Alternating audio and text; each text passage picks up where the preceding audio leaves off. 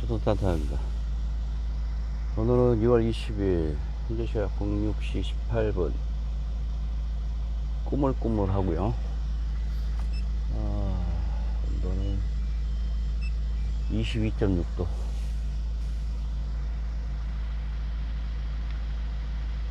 그게 영상으로 찍었는데 며칠 전에 화장실에서 소변을 보고 있는데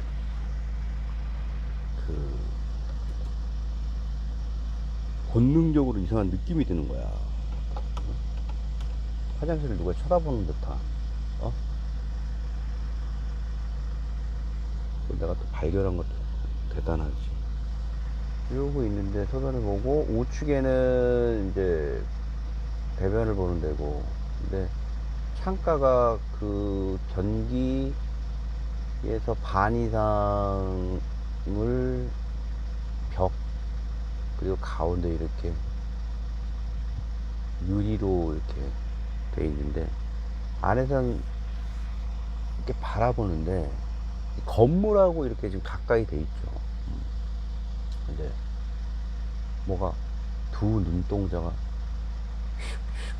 움직이는 거야. 두 눈동자가. 깜짝 놀라가지고 이렇게 봤어. 뭔가 어우씨 진짜 놀랬어. 사람 같지는 않았어. 다행히 로버트인가? 응? 봤는데 비둘기가 정확히 그 창문에서 화장실을 내려갈 수 있는 각도에서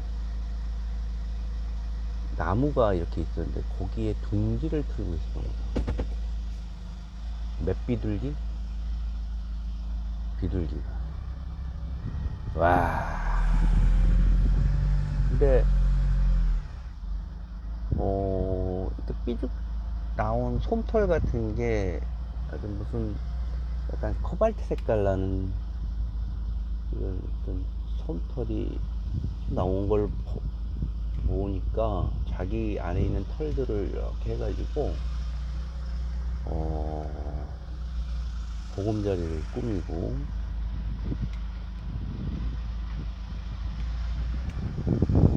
부화를 부화를 시키는 것 같더라고. 알을 낳은 것 같아. 알을 낳아. 근데 그 보호색이라는 게, 와, 우리 인간이 생각하는 깃은 이쁘진 않지만 자연에 노출되지 않습니다. 왜냐면 고양이나 이거에는 직방이잖아. 인간이나 뭐 호기심 어린 중학생, 고등학생한테, 그죠? 그 둥지를 발견을 했다고 쳐봐. 그냥 신기해가지고 저도 그냥 손으로 이렇게 들었다 놓은 적이 있는데 그러면 안 된다고 그러더라고. 어미가 오지를 않는데 보면은 그냥 가만히 놔두는 게 가장 좋다고 하더라고요. 이렇게 나와서 조용히 책상에 앉아서 정리를 하고 있었는데 요즘에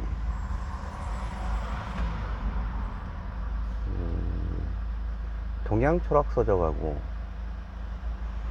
서양 그 수사학의 모럴리스트, 도덕주의자라고 표현에 대한 발타자르 그라시안이라는 사람하고 우리나라 유시환님의 책을 지금 보고 있어요. 새는 결코 뒤돌아보지 않는다, 뭐 이런 내용의 책이 있는데 예전에 한 2년 전에 3년 전에 한번 읽었고, 야 근데 좋더라고요. 한 번 읽었을 때 좋은 책은 그건 것 같아. 읽으면 읽을수록 이렇게 빛을 다양하게 이렇게 해석하는 그 해에 따라서 틀려지는 것 같아요. 이상하게 같은 글자인데 해석이 점점 틀려지고, 그리고 마치 사골국을 마시는 듯한 느낌이 들어. 유시한 책 중에서 지난번에 얘기했지만 한 챕터당 한 3장 4장 한 500페이지까지 되는데 한 챕터마다 가지고 있는 울림이 많이 크잖아요. 그리고 이번 달에 누군가에게 좀 이야기할 수 있는 책이 있었는데 인생수업이라는 1600년대 스페인 신부, 예수의 신부였고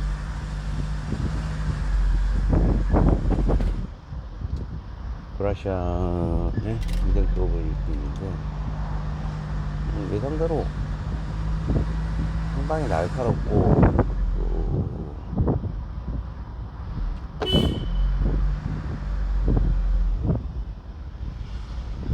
어떤 가지고 있는 수사, 언변, 누군가의 그 언변에 관련된 내용의 수사적인 측면이 상당히 두드러진 이론가잖아요. 제가 알기로는 그래요. 당시 스페인에서 이루어지고 있는 대단히 혼란스러운 스페인 내정, 전쟁, 민심의 폭정들, 경제의 파탄, 왕실 재정의 파탄, 연속적인 전쟁의 패배로 떠오르는 네덜란드라든가 이쪽 지역들이 부상하잖아요.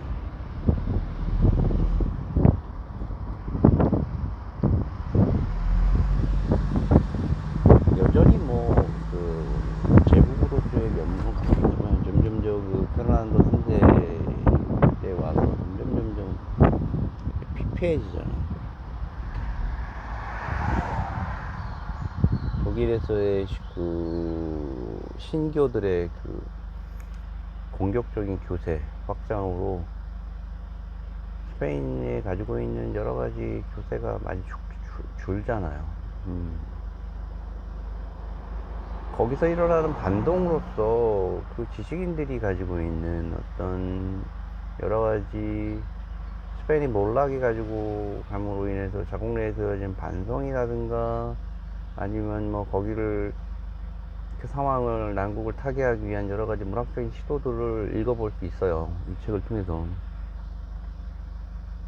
하는 얘기지만 그 시점에 동양에서는 1602년로의 오산설님이라는 전용로 사철로의 일종의 그 문인들이 가지고 있던 논문 같은 거를 이렇게 실는 내용이기도 하고 야담 같은 것도 싫고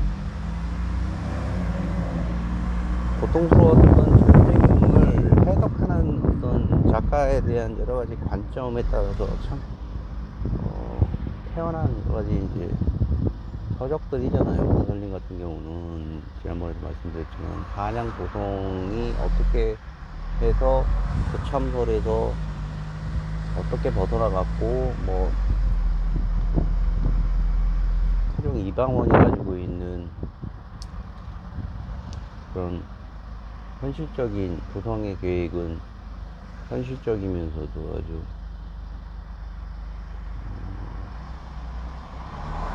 시대를 아주 잘 부으면 도청서를 오히려 배격하고 북악산을 통해서 관악산에 이르는 일대를 한양으로 두고 거기에 대해서 정일자로 돌아가는 부분은 그냥 관념적인 의미이지 그거를 몇 도를 꺾고 이런 내용은 없었어요. 실제로 현재 발굴되는 사헌부 서울시청 앞에 동그란 곳을 발굴을 했는데 사헌부 일대도 결국은 높은 시대 때 틀어져 있는 상태라는 게 그 내용이 일본이 틀었다는 내용은 명확하게 거짓말이고 오산설님에 기반한 그런 내용들이 민가에 퍼짐으로 해서 쓸데없는 긴장관계를 이웃과의 긴장관계를 불러일으킬 수 있는 오해의 석유니까 그거는 차지하고 스페인으로 넘어와서 내전을 통해서 이루어지고 있는 국가 기반이 상당히 피폐해졌을 때, 식자들은,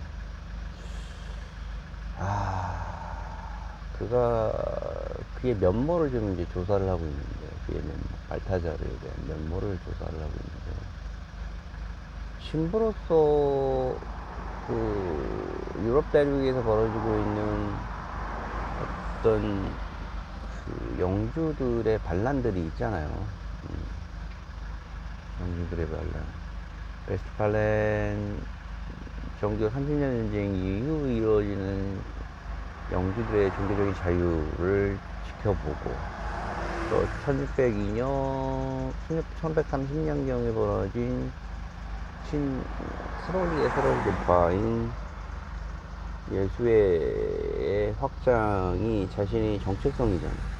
거기서 벌어지는 어떤 극도의 혼란 속에서 그는 이제 모랄리스트,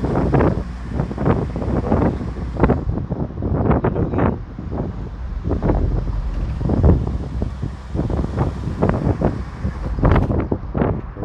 측면에서 관념에 따르는 어떤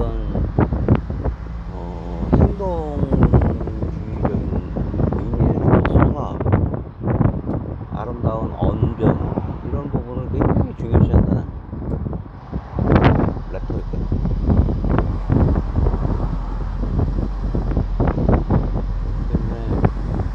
그런 시대적 배경을 잘 이해했을 때,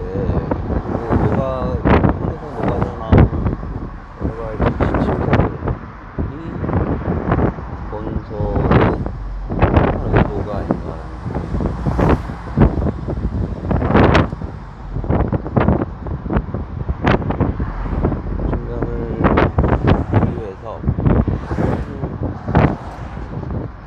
참고해서 책을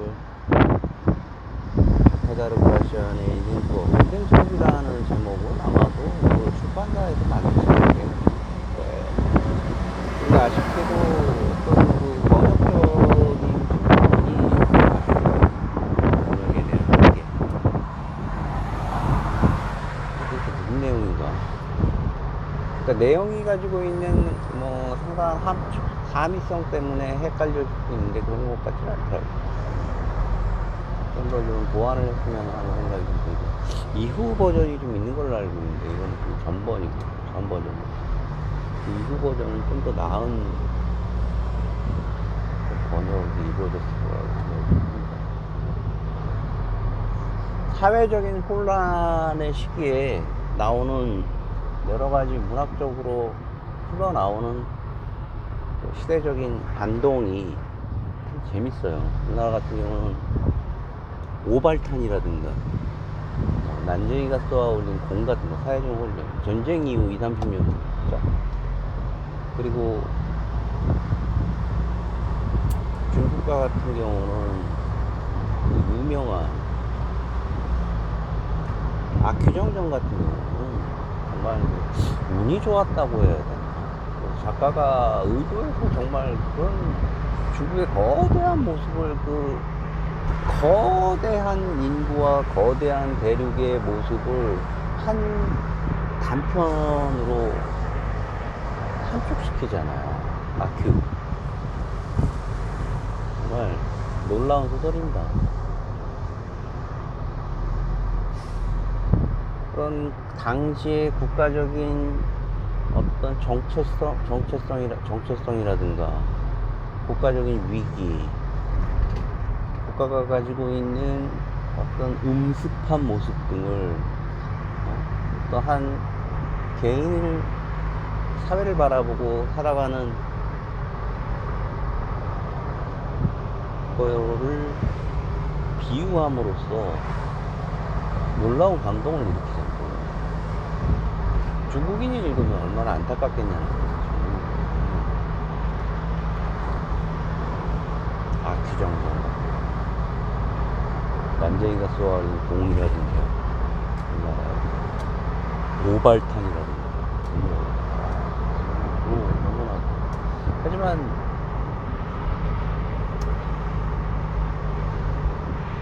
발타자르 그라시안의 인생 수업 같은 경우는 굉장히 신랄하잖아요. 신랄한 내용들이 젊은이가 봤을 때 그런 내용들을 완벽하게 읽으면 마치 그 자신이 로봇가 된 듯한 느낌을 지닐 것 같아.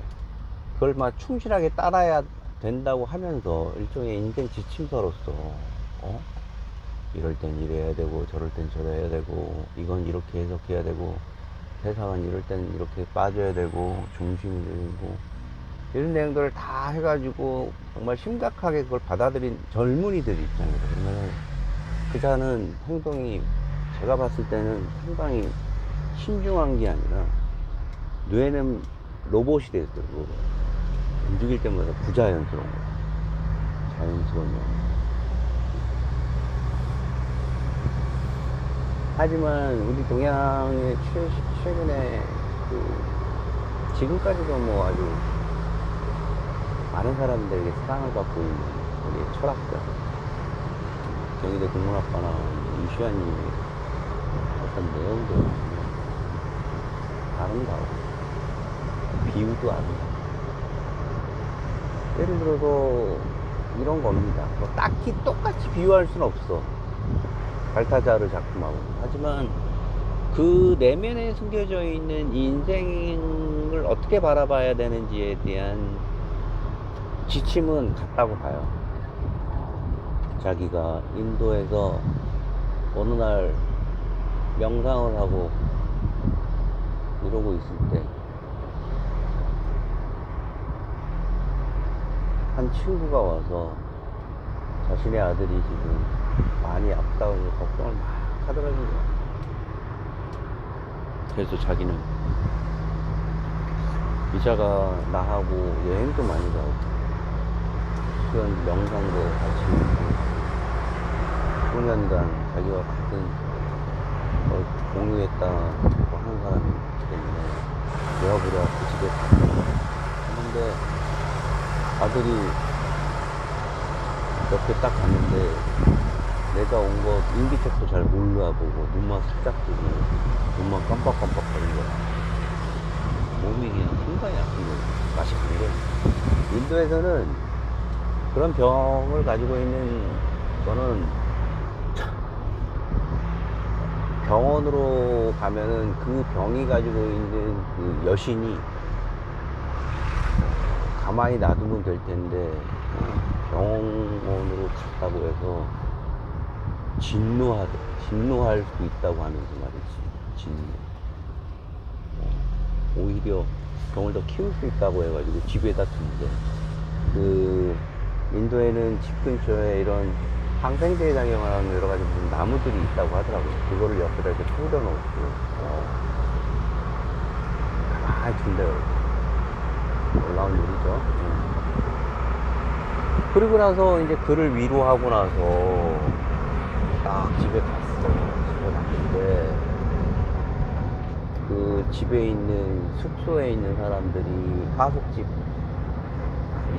서로 컸을 거 아니야. 하숙을 갔는데 집주인이 어디 갔다 왔냐고 그래서 거기 갔다 그랬더니 아이고야 이 사람이 이거 어떡하면 좋냐고.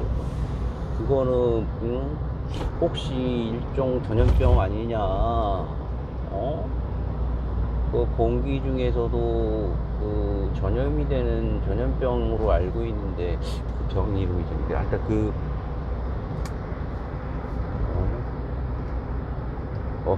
그러면서 일단은 얘기를 하고 방으로 들어갔는데 유시아님은 이제 그 부분을 생각하니까 이제 머리가 아픈 거예요. 이걸 어떡하면 좋나. 내가 만약 이렇게 돼가지고 이게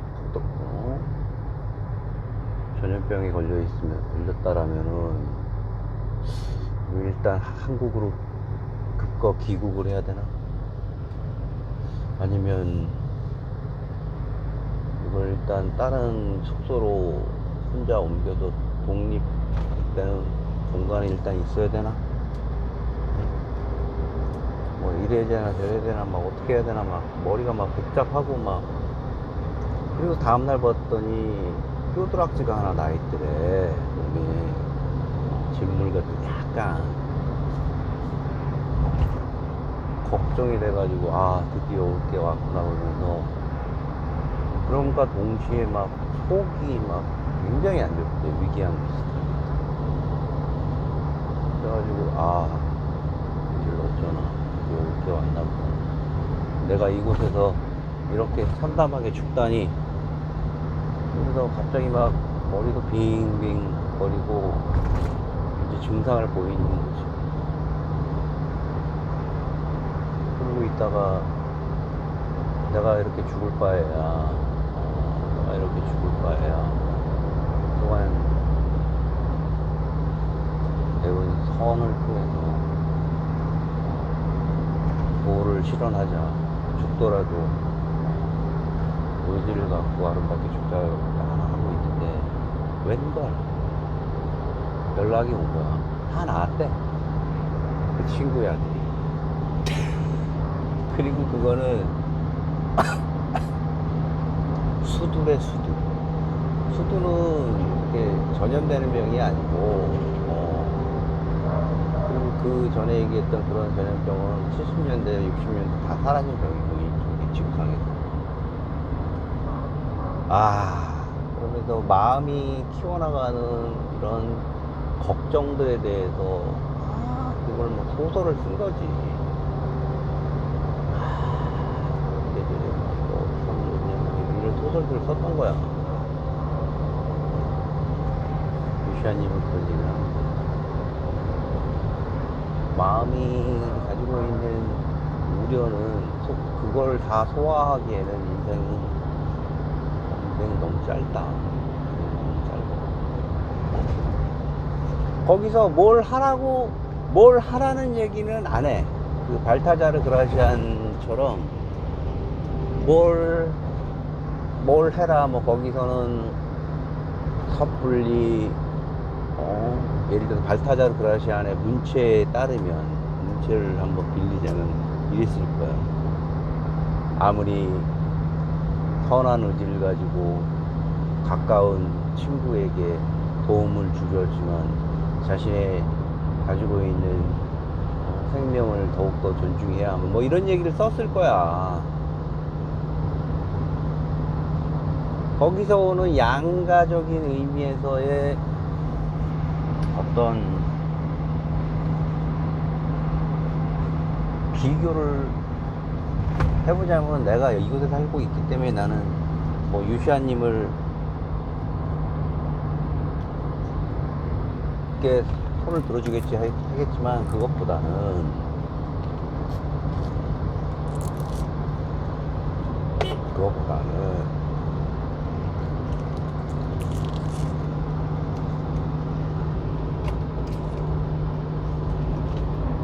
더 높은 단계의 어떤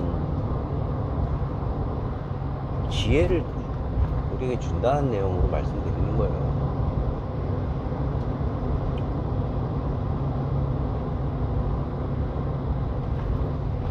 높은 지혜를. 얘기 아시겠어요? 아이고 이거 뭐야?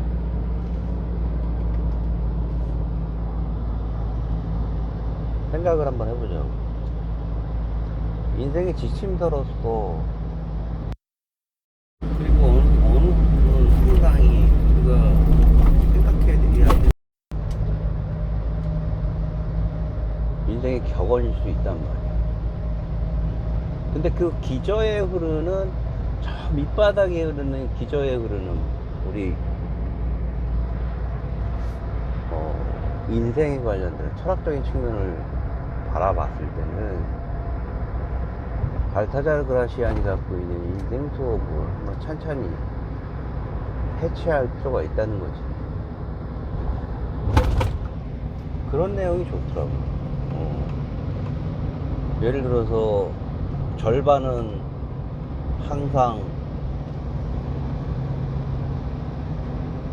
많다. 절반은 뭡니까? 절반은 전체보다 더 많다라는 발타자르 그라시안의 유명한 말이 있어요.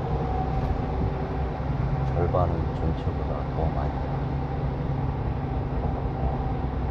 이런 내용들은 보면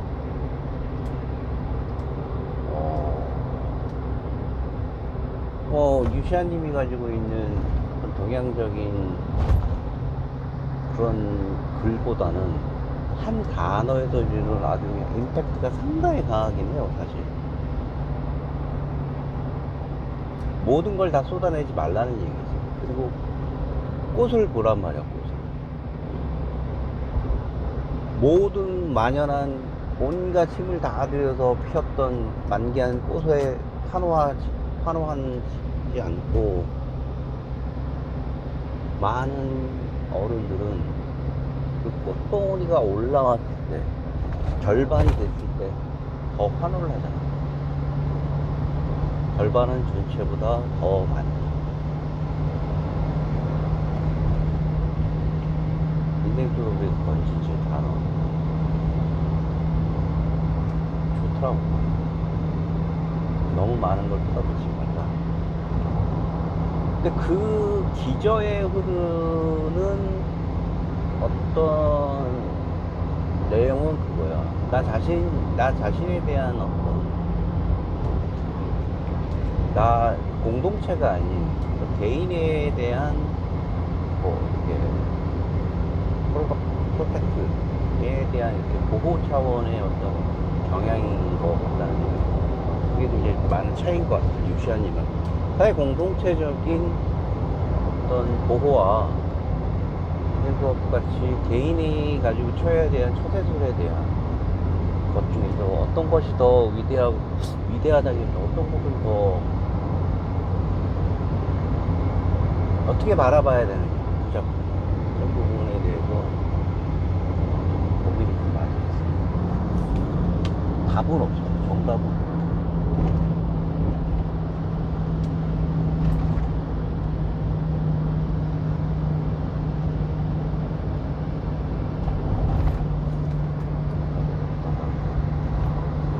이상으로, 그래서 제가 그런 거예요. 혼란한 시기요. 언제나 어떤 사람이든지 간에 행복한 순간은 항상 잠깐이야, 잠깐. 인생은 항상 혼란한 시기를 헤쳐나가고, 그 혼란한 시기에서 선택되어지는 자신의 생각과 선택에 대해서 책임을 질 줄 알고, 그 책임을 졌을 때 잘못된 선택도 바로 또 우리의 길이기 때문에, 최종 길로 갔을 때 그 길은 그냥 돌아온 길일 뿐, 그 길에 대해서 부정은 하지 말자는 거죠. 그게 제가 하고 싶은 얘기예요. 이런 인생의 격언, 저런 철학서작들, 이 도처에 있지만 그 부분에 대해 취하고 선택하는 것은 본인 자신이고, 본인이 선택하는 거예요.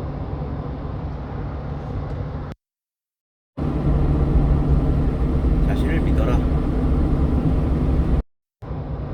라는 부분. 자신이 가고 있는 길을, 그리고 자신이 가고 있는 이 길이 내 마음의 길인가 라는 생각을 하고, 아니라 그러면 다른 선택지를 선택하고, 그러나 이 길이 바로 다음 길로 가기 위한 하나의 습장으로서의 역할은 분명히 한 게 있고, 이 길 자체에 대한 역할도 분명히 사랑하라 라고 생각하고 싶습니다. 자, 오늘 무겁습니다. 무겁다한테도 오늘도 열심히 달려볼 거 생각합니다. 감사합니다.